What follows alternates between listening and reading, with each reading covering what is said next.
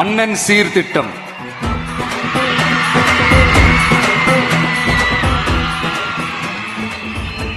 ஒவ்வொரு குடும்பத்திற்கும் மிகப்பெரிய மகிழ்வை தருவது அந்த குடும்பத்தில் நடக்கும் திருமண கொண்டாட்டம் தான்.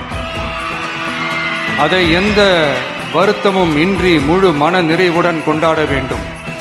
அதற்காகவே நம் தங்கைகளின் திருமணத்திற்காக 8 கிராம், அதாவது 1 பவுன் தங்கமும்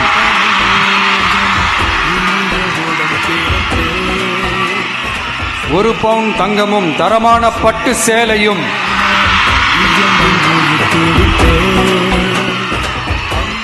தாய் வீட்டில் இருந்து அண்ணன் சீராக அளிக்கப்படும்.